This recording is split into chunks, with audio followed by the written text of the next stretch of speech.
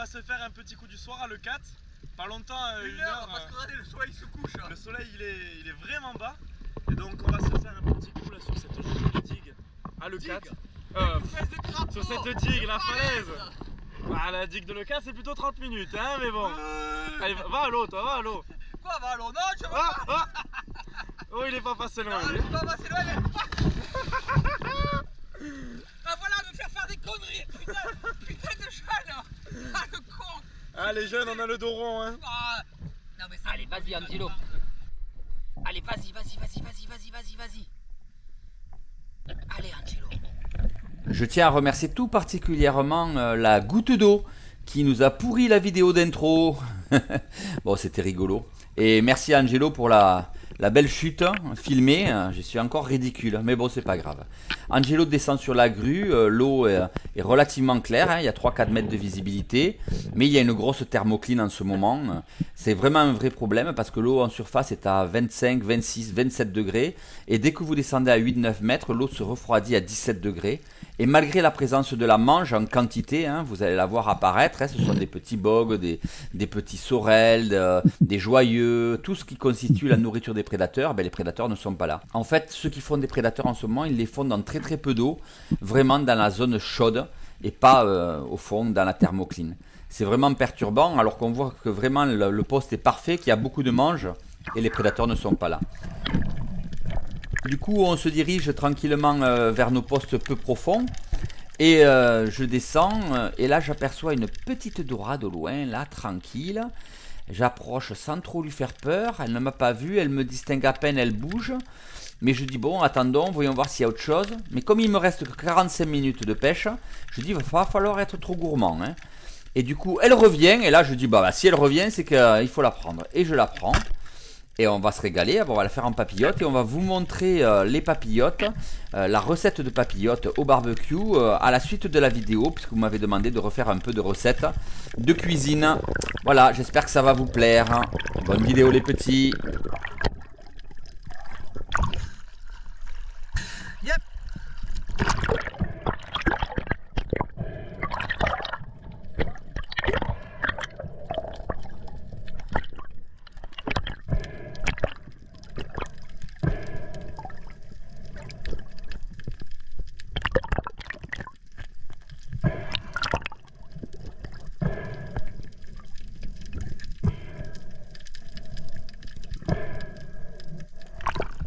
Alors comme ça mon petit saucisson, on a fait du poisson.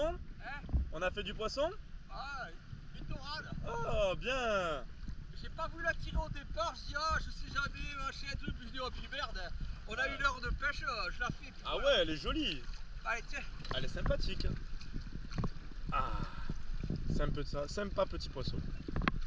Ça commence bien. On repère une petite sèche. Mais elle est vraiment trop petite. L'été, il y en a beaucoup aussi, mais c'est des petites pièces. Et on préfère les laisser grandir pour les faire l'hiver quand elles sont plus grosses. Voilà, donc, c'est toujours un plaisir de les voir se balader. Et on aime bien nager avec elles. Voilà. On aurait pu la prélever, hein, mais on va la laisser peinard. Ouais, elle est trop petite. T'as vu Angelo? Avec de Sainte-Lucie. C'est joli ça. Moi je les ramasse pas. Parce qu'il y en a certains qui les ramassent pour les mettre en, comment ça s'appelle, en collier. Mais moi je préfère les laisser vivre tranquilles, tu vois. Ouais. Allez hop. Laissons-les. Et il n'y a pas beaucoup de poissons, hein. Par contre, il y a une rague juste derrière. Je vais aller la faire parce que j'ai vu du poisson rentrer. La nuit tombe déjà, puis on a pratiquement pas pêché. Vas-y, j'essaye. C'est le problème quand on va pêcher le soir comme ça après avoir fermé le showroom, c'est que malheureusement, il nous reste que très peu d'heures de pêche, que des minutes de pêche il nous reste. Et ça c'est un vrai problème. J'ai vu une belle rascasse, un labre. Il y a un joli sard en dessous. Ouais. Je crois qu'il m'a pas vu. Il est gros? Ouais, joli. Mais vas-y, tire-le. Mais attends, faut que je me ventile un peu quand même. Alors, t'as 50 cm d'eau là, te ventile pas, allez vas-y. Puisque je rappelle la réglementation, du moment que le soleil est couché derrière l'horizon, vous n'avez plus le droit de chasser. Et là, Angelo passe son fusil parce qu'il a vu le sard, enfin ce qu'il pense être un sard, mais son fusil est trop grand, donc il le pose sur la pierre et il remonte pour pouvoir récupérer mon petit 60. L'îlot est trop grande. L'îlot est trop grande. Mais ouais, elle commence à grandir avec le chasseur, il lui faut des petits frères. Écoute, quand elle a vu ce qu'il y avait dedans, bizarrement elle s'est trouvée trop grande toute seule. Donc on va prendre la taille en dessous, on va espérer qu'il grandisse pas non plus parce que... Dépêche-toi parce que le soleil va tomber, on va devoir partir. Hein. On n'a plus le droit de pêcher quand le soleil est couché. Il redescend, il passe le fusil dans le trou, donc c'est très difficile. Hein. Les pierres sont toutes petites à l'E4, donc c'est vraiment très difficile d'arriver à pouvoir placer le fusil dans l'axe du poisson. Vous allez comprendre, hein, regardez, vous voyez un peu le trou, il est minuscule hein, et le poisson il est caché au fond là. Donc vraiment c'est compliqué. Si vous n'êtes pas attentif, vous le voyez pas, hein, vous passez au-dessus des pierres, jamais vous le verrez ce poisson. Et il tire, et on voit que la flèche bouge, donc le poisson est pris. Donc il va tirer délicatement pour pas... Et il voit à travers l'autre trou le poisson, donc il le reprend avec la main, il le pousse au bout de la flèche, mais il n'arrive pas à le sortir, donc il voit qu'il est dans la galère, et le poisson est mal pris par le bas, donc il risque de se défaire. Mais je suis descendu à sa rencontre, et donc je vais m'occuper de tuer le poisson moi-même. Donc hop, je reprends la dorade à la main, et je viens la terminer en la bloquant, en faisant attention de ne pas me faire mal avec le couteau. Et voilà, je l'ai tué. Du coup, ça me permet d'être plus serein. Je peux prendre le poisson, sortir la flèche tranquillement de l'autre côté. Et voilà, et j'ai réussi à sortir le poisson d'Angelo que je remonte tout doucement. Et une petite blanquette de plus. Ah, elle est jolie, ouais. Ah ouais, écoute, mais c'est pas la grosse que j'ai vue. Non, c'est pas elle. Manqué, hein. Putain. Écoute, c'est une belle blaquette. Tu sais pas, le soleil tombe, il faut pas ça. Bon, Angelo, ça y est, le soleil se couche. Donc on n'a plus le droit de pêcher. Ben, 3/4 d'heure, 2 poissons. Ça va, ça 2 reste petites raisonnable. dorades, 2 blanquettes. Ça nous permettra de faire Allez, demain on les met au showroom et demain on fait la grillade avec Jeff et on va faire la grillade de dorade avec Jeff. Il sera content de manger des dorades. Allez les petits, bye bye, à la prochaine. Salut les petits, à la suite de la vidéo, on va vous mettre une recette de simplicité enfantine pour préparer vos dorades royales en papillote, mais au barbecue. Vous allez voir, ça sera vraiment très simple à faire, rapide et succulent. Alors regardez, on a fait 2 dorades, vous les avez vues dans la vidéo, hein, 2 petites blanquettes qui vont être super bonnes à manger. On est allé dans la garrigue chercher un peu de fenouil. Je vais rajouter un peu de fenouil qu'on va ramasser directement dans la garrigue, comme tous les autres ingrédients d'ailleurs. Du thym, du romarin, 2 citrons que malheureusement on a dû aller acheter, un peu de vin blanc en briquette et un rouleau de papier aluminium. Vous voyez, c'est vraiment très simple. Tout le secret, c'est comment constituer le bateau. Le bateau, c'est le récipient qui va venir contenir les dorades. Vous prenez votre papier aluminium que vous mettez en double décalé d'un cran, voire en triple. Quand vous avez fait le triple, vous allez constituer le bateau, c'est-à-dire vous prenez le bout et vous faites comme une étrave de bateau. Et à l'arrière, vous faites comme une proue de bateau.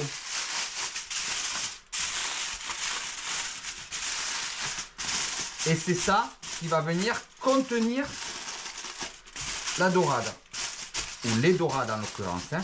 On va mettre les 2 dedans. Hein. Voilà.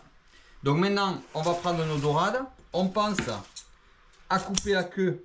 Donc vous voyez, on avait pensé à couper les caudales, hein. Donc c'est bien. On coupe les nageoires.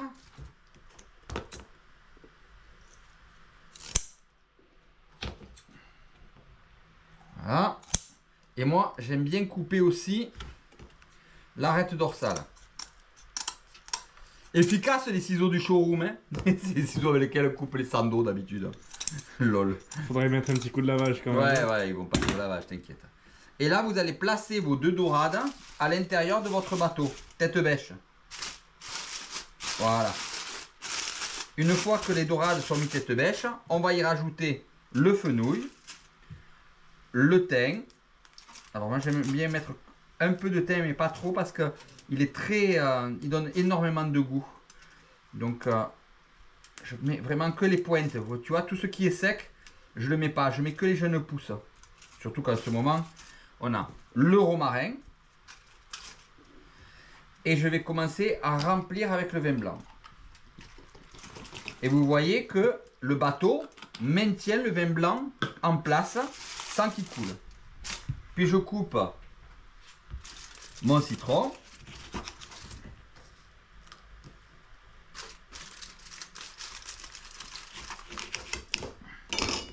Je mets une belle tranche sur chaque poisson. Et le solde, je le presse. Et j'en mets un deuxième parce que il faut que ça soit citronné. Okay, j'ai mon établi là, pas mon établi, mon comptoir du showroom qui se transforme en poste de cuisine. C'est hallucinant. Et là, je vais fermer mon bateau.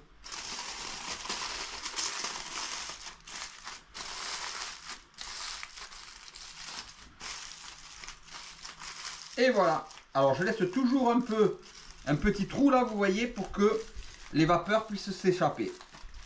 Et maintenant, ma papillote, elle va partir au barbecue direct. On va se régaler. Avant de mettre au barbecue, un peu d'huile d'olive. Ça permet de rendre onctueux la viande du poisson. On va se régaler. Bon, on va contrôler si la dorade est cuite. Donc je prends mon couteau. Voilà, parfait, à cœur. Vous voyez, la lame est pénétrée parfaitement à cœur. Elle est cuite. On va pouvoir la sortir et on va pouvoir la déguster. Enfin. Regardez-moi ça. Délicieux. Aïe, aïe, aïe, aïe, aïe. Qu'est-ce que c'est beau. Oh là là, on va pouvoir les manger. Bon alors Angelo, elle est pas belle la vie chez Denti? Ah si, le poisson de la mer à la flamme, comme on dit chez nous. Direct consommateur producteur. Voilà, c'est comme ça la vie comme on l'entend chez Denti Spearfishing. Voir si elle est bonne, les dorades de chez Allez, Denti. vas-y. Montre-nous ça. Un petit peu de sauce. Oh putain. Ah, c'est trop bon. Le putain il est de trop hein. C'est sorti tout seul. On va se régaler là. Allez, bye bye les petits, à la Bonne prochaine. vidéo.